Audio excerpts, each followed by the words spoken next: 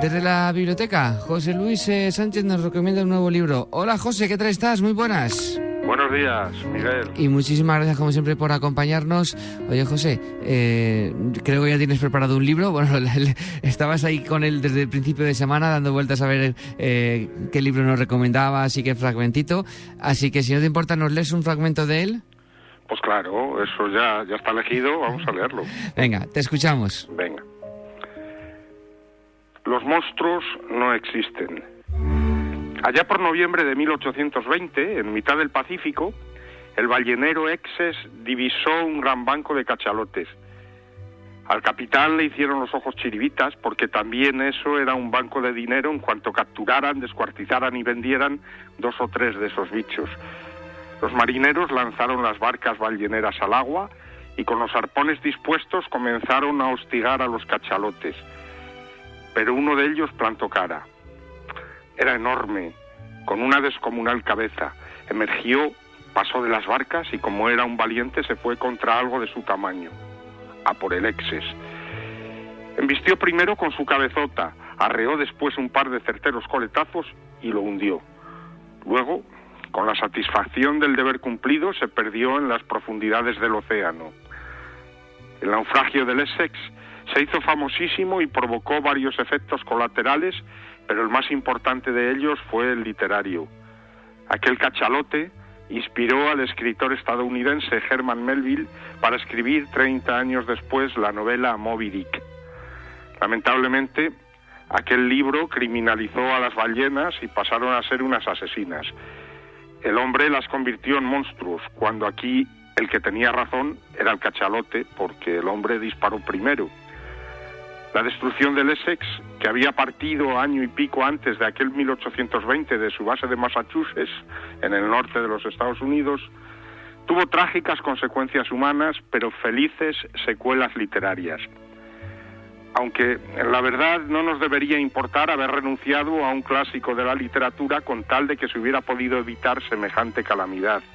Porque lo malo no fue el hundimiento del ballenero, lo peor vino después. La pregunta es, ¿qué hacía en mitad del Pacífico un ballenero que venía de la costa este de Estados Unidos? Menuda vuelta. El Essex andaba buscando víctimas, porque en el Atlántico no pillaban. Los viajes de los balleneros se planteaban a muy largo plazo y yendo hacia donde hiciera falta. El de Essex estaba previsto que durara 2 años y medio para regresar con las bodegas hasta los topes de barriles de aceite de ballena, y como en el Atlántico solo cazaron una después de un año de travesía, bordearon el cono sur y pasaron al Océano Pacífico. Allí, en la costa peruana, se dio mejor la caza a razón de un cachalote cada 5 días. Decidieron adentrarse hacia el océano y en el traicionero Pacífico, en medio de la nada, el Essex encontró un banco de cachalotes, o era una manada. Nunca he sabido si los cachalotes se desplazan en bancos o en manadas. Los bancos son de peces, pero los cachalotes son mamíferos, y los mamíferos van en manadas, aunque puede ser que en el mar, sea el animal que seas, si te agrupas con colegas eres un banco. Pero entonces los cruceristas, ¿qué son? ¿Banco o manada? Les pega más manada. Dejémoslo, pues, en que van en pandilla, que vale para cachalotes, para boquerones y para cruceristas. Decía que a la cabeza de esa pandilla de cachalotes iba un gran macho de 26 metros. El Essex echó al agua a sus 3 barcas balleneras, arponearon a 3 cachalotes y cabrearon al líder. A bordo del ballenero estaba el grumete Thomas Nickerson, que fue el que lo vio venir. Contó que el macho pegó 2 cabezazos al Essex, reventó la vieja madera, lo escoró y lo mandó a pique. No se lo podían creer. A las ballenas las habían visto huir o defenderse, pero no buscar un objetivo y atacar.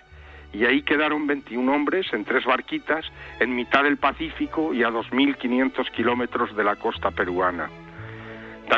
También tuvieron tiempo de salvar unos cuantos víveres, agua, algún instrumento de navegación y un par de cerdos que pudieron salir de las bodegas del Essex y llegaron nadando a las barcas balleneras. Pese a la extravagancia de ver a 2 cochinos nadando en el Pacífico, debieron de ser recibidos entre vítores. ¿Y ahora qué?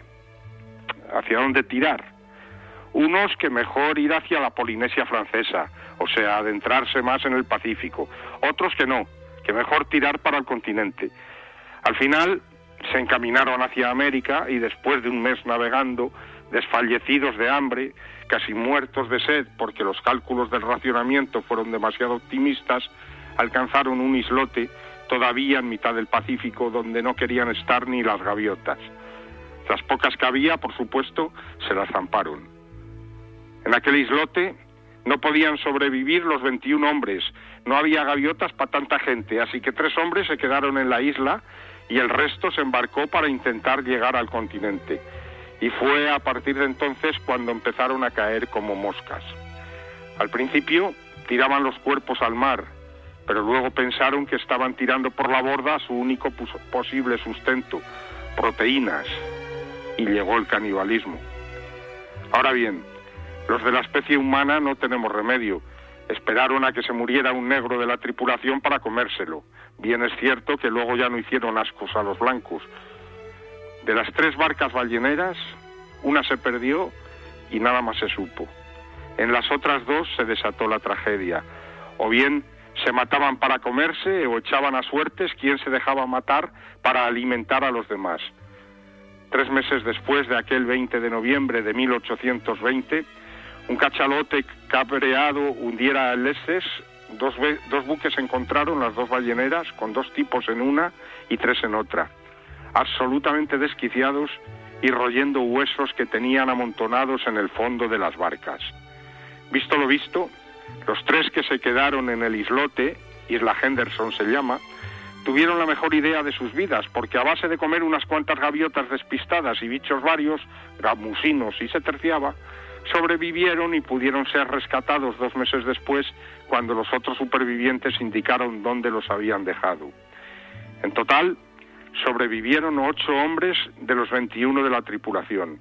Uno de ellos, el primer oficial, Owen Chase, escribió un relato de lo sucedido que fue el que inspiró a Herman Melville para su Moby Dick. Pero ojo, no fue esa la única fuente que animó la imaginación de Melville, porque la idea de un cachalote blanco asesino la pilló de otro relato titulado Mocha Dick, o la ballena blanca del Pacífico. Al final va a resultar que unos cargaron la lana y otros se llevaron la fama. ¿Ese cachalote blanco, ese tal Mocha Dick, era un invento o estaba inspirado también en el Essex? Pues ni sí ni no, ni todo lo contrario. El relato de Mocha Dick, de Jeremias Reynolds, se publicó en un periódico 20 años después del hundimiento del Essex, pero no tenía nada que ver. La inspiración fue otro cachalote, más bestia que el que hundió el Essex, y que se movía en los alrededores de una isla chilena llamada Mocha, y de ahí lo de Mocha Dick. Era una ballena que en cuanto se acercaban a por ella, o sentía que acosaban a alguna de su pandilla, atacaba. En el relato de Reynolds se cuenta que mostró su última valentía cuando acudió en ayuda de una hembra y varias crías que habían sido arponeadas. Al final dieron caza a Mocha Dick. En su lomo encontraron incrustados 20 viejos arpones. Luego llegó Melville junto al Essex con Mocha Dick y se inventó un capitán obsesivo, el capitán Ahab, y salió Moby Dick. Por cierto, Owen, el arponero que escribió el relato del Essex, murió perturbado, perdido, con una especie de síndrome de Diógenes, pero en vez de acumular basura, acumulaba comida. Guardaba en el desván de su casa compulsivamente cualquier alimento que encontraba. Qué hambre pasaría el pobre en aquellos 3 meses a la deriva. La mala noticia es que las ballenas se convirtieron en unas asesinas porque una novela las transformó en monstruos solo por defenderse. Hasta que nos dimos cuenta de que había que salvar a las ballenas y liberar a Willy, estos cetáceos han cargado durante siglos con el San Benito de ser los monstruos del mar, cuando en realidad prácticamente nadie había visto a estas gigantescas criaturas que se dan sus garbeos océano arriba, océano abajo, a su bola, sin meterse con nadie, si nadie se mete con ellas. En el siglo XIX y aún en la mitad del siglo XX, el 99,99% de la humanidad no había visto una ballena en su vida. Solo las conocían por referencias literarias, pero antes de que llegara la fantasía de la ballena asesina con la novela Moby Dick, a los humanos más crédulos ya les habían metido el miedo en el cuerpo con los monstruos marinos que aparecen en la Biblia, en el Corán y en la Torá. Siempre son los mismos monstruos porque las religiones se copian los cuentos entre ellas. ¿Qué nos has leído, José? Pues mira, os he leído un fragmento, un capítulo de una obra de la periodista Nieves Concostrina, que se titula Cualquier tiempo pasado fue anterior. Y esta obra es una recopilación de episodios históricos que narra de una manera audaz, de una manera divertida, de una manera muy amena, ¿no? Y con un estilo muy personal y muy propio que imprime ella a estos episodios narrados, que suele grabar en podcast porque forman parte de algunos programas radiofónicos o en la SER o en Radio Nacional de España, ¿no? Donde yo he tenido ocasión de escucharla en alguna vez.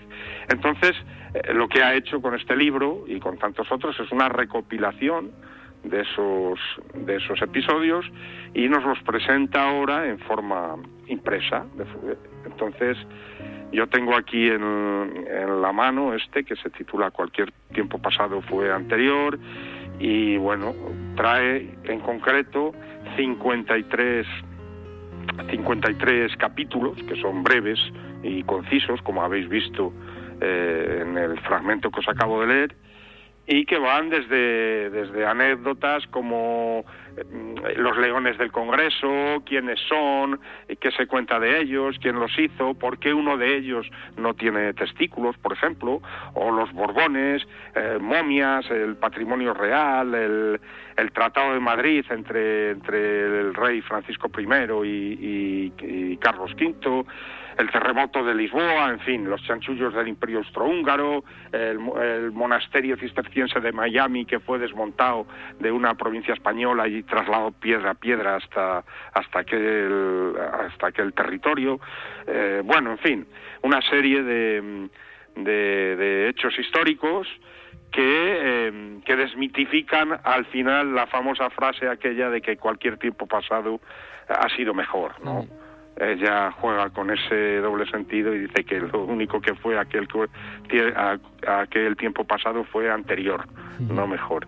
Y entonces, a través de las páginas y de estas pequeñas historias, la autora nos va transportando a momentos históricos clave y mostrando cómo los personajes que protagonizaron la historia eran en muchos casos, o la mayoría de ellos, no tan humanos y tan falibles como cualquiera de nosotros, que no tenían ese halo y esa grandeza con la que a veces nos llegan, edulcorados por la historia. Entonces, bueno, esta estructura del libro por capítulos breves facilita la lectura, que se convierte en ágil y muy amena, y es perfecta para todos aquellos que quieran aprender historia de una manera entretenida y de una manera accesible, ¿no? Porque la autora tiene el don de hacer que incluso los episodios más complejos sean comprensibles y nos resulten fascinantes, porque añade a todos ellos su característico toque de humor y una buena dosis de ironía. Entonces, el libro se convierte en muy apto para leer en estos días de verano donde estamos a 100 cosas a la vez. Si estás en la playa o en la piscina, te levantas constantemente, pero una lectura ininterrumpida de 2 o 3 páginas las puede hacer cualquiera y puedes retomar el libro en cualquier momento o acometerlo por cualquiera de sus páginas, abriéndolo al azar, ¿no? Entonces, bueno, por eso os he traído hoy esta recomendación. Esta obra. Cualquier tiempo pasado fue anterior, de Nieves Concostrina. La recomendación esta semana desde la biblioteca. Y ya hasta allí para el que quiera ir a prestarlo y a leerlo. Además, si lo leemos en tiempo y forma, como se suele decir, la biblioteca nos paga y todo. ¿Qué vamos a pedir más? Sí, es verdad. Es verdad. José, muchísimas gracias por todo. Cuídate mucho. Feliz semana.